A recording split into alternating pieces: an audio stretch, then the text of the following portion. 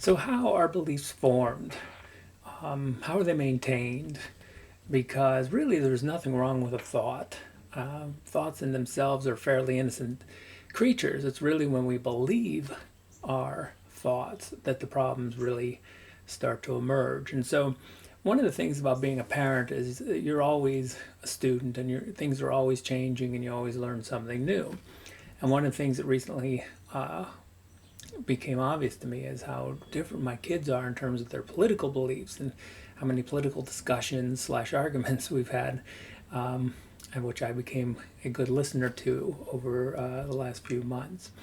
Now, the reason this is kind of interesting is because, of course, they're genetically similar. They have the same environment almost to a large extent. And so you ask yourself, well, how could so many things be the same and yet people have very different beliefs? And so maybe you're experiencing this now with some of your friends and family where it's just kind of bewildering how you can have such really different beliefs and yet everything else seems to be the same. And so let me just really deconstruct beliefs in a very short video and help you kind of get a hold on this. And so beliefs really come down to three things. And so we've got cognitive dissonance, and I'll just give you a short version of that. But it's just cognitive dissonance is when our beliefs, thoughts, and behaviors and emotions, they all have to be in a line with each other. And if they're out of alignment, then we feel dissonance, we feel pain.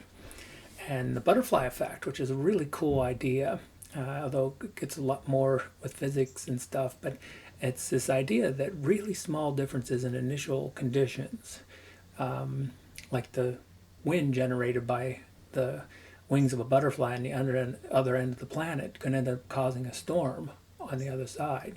And so very small differences in initial conditions can have huge effects downstream. So that's the butterfly effect.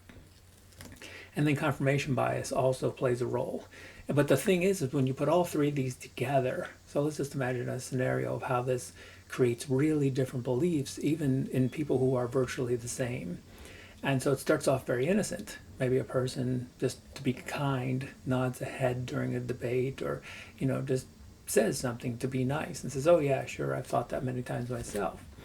Well, the moment you behave in a certain way, and this is one of the things that Buddha really pointed out with his Eightfold Path, when we do something, uh, everything else comes into alignment with it, and that's the point of cognitive dissonance. So when you made that small little agreement or head nod or just anything that it signified one, you're not no longer a fence sitter, you've taken a position, you've set everything in gear, because now with cognitive dissonance your emotions and other thoughts have all come into alignment a little bit more. And that's how the butterfly effect works. So downstream, that's going to amplify. And the reason it amplifies is because of things like confirmation bias. So you've already set things up where you're not sitting on the fence anymore. You've taken a stand, and now you have a belief, and now you're only going to look for evidence that confirms that belief instead of trying to disconfirm it. One of the major flaws of the way the human mind works is that once we have a belief, we get this thing set in motion where we only look for things that confirm rather than disconfirm.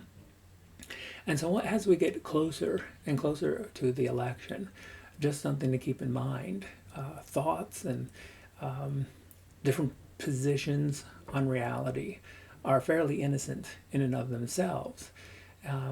And even when they get out of hand, even when they go through this process of becoming amplified and downstream and becoming more solidified in their position, and then all of a sudden people we're really good friends with and everyone has a very different viewpoint, that in itself really doesn't cause that much of a problem. It's that one belief, that one belief that your thoughts are reflections, seriously accurate reflections of reality. That's the belief that really gets us into trouble. And so if we could put a little space between us and our beliefs and just kind of crack that one belief a little bit, then maybe all of our thoughts are not a pathway to a direct line to reality. Maybe some of our thoughts are just, well, maybe they're wrong. It's one of the big human flaws is we have such a difficult time admitting that we're wrong. And it's not really intrinsic to human nature. It's really far more intrinsic to the mind itself. And that's why if we can really come to grips with the fact that we are not our mind, And when you do that, that puts a really big space between you and your beliefs.